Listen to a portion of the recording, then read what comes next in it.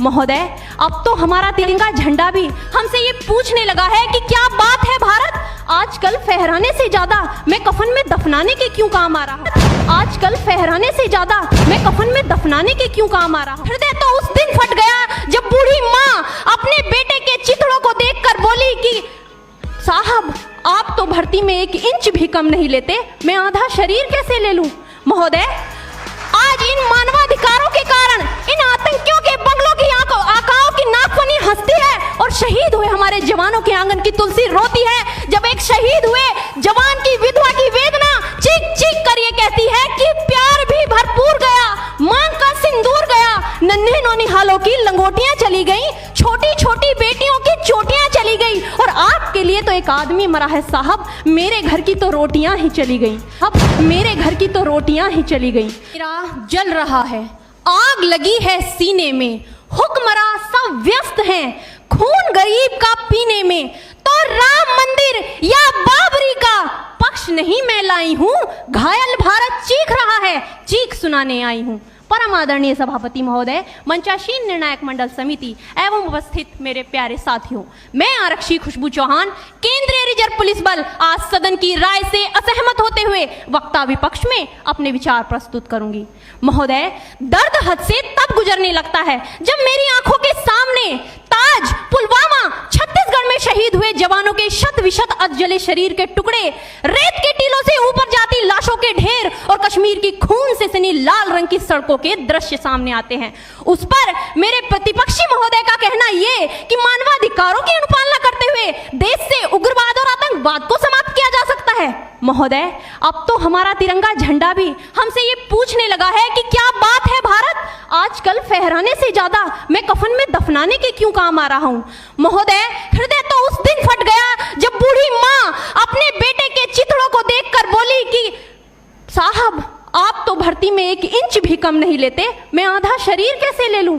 महोदय, आज इन मानवाधिकारों के कारण इन आतंकियों के बंगलों की आकाओं की नाकफनी हंसती है और शहीद हुए हमारे जवानों के आंगन की तुलसी रोती है। जब एक शहीद हुए जवान की विधवा की वेदना चीख चीख कर ये कहती है कि प्यार भी भरपूर गया, मांग का सिंदूर गया, नन्हे नौनिहालों की लंगोटियां चली गई, छोटी छोटी बेटियों की चोटियां चली गई, और आपके लिए तो एक आदमी मरा है साहब, मेरे घर की तो रोटियां ही चली गई।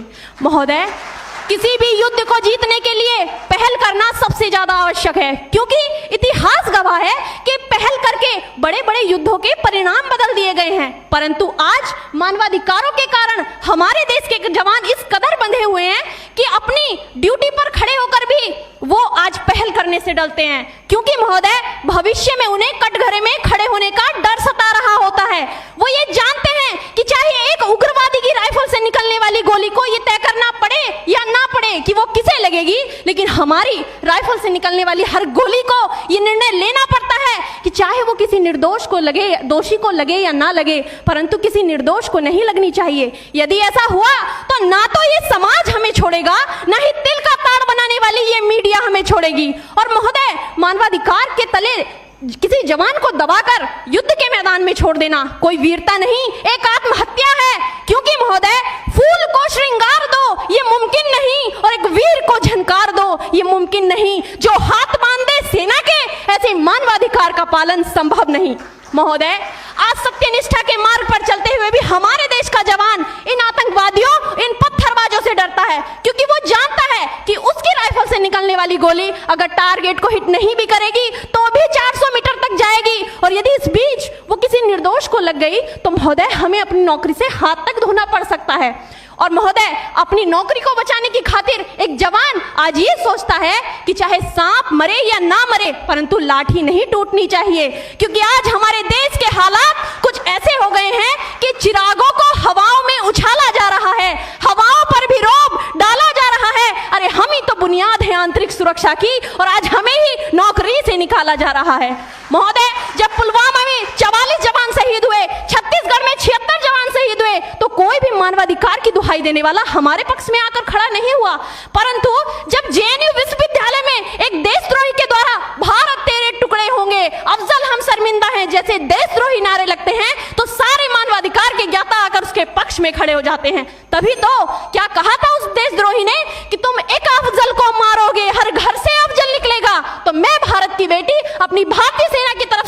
आज ये ऐलान करती हूँ कि उस घर में घुसकर मारेंगे जिस घर से अब जल निकलेगा, वो कोख नहीं पलने देंगे जिस कोख से अब जल निकलेगा। उठो देश के वीर जवानों, तुम सिंह बनकर दहाड़ दो। महोदय, अंत में अपनी वाणी को विराम की ओर ले जाते हुए मैं सिर्फ इतना ही कहना चाहूंगी कि मुझे अफसोस है अपने देश की न्यायिक प्रक्रिया पर, जहां आज भी रात के 12 बजे अजमल कसाब जैसे आतंकी के लिए सर्वोच्च न्यायालय के दरवाजे खोल दिए जाते हैं। ऐसे देश से मानवाधिकारों की अनुपालना करते हुए आतंकवाद और उग्रवाद से कभी नहीं निपटा जा सकता। मानवाधिकार के नाम की दुहाइयां देने वालों, सीमा पर लड़ा नहीं जाता चरखों से शोलों के आगे, रामायण पढ़ी नहीं जाती सीमा पर गोलों के आगे। धरती के घोर कुहासे को एक सूरज ही हर सकता है, क्योंकि एटम बम से रक्षा केवल एटम बम ही कर सकता है। जय हिंद, जय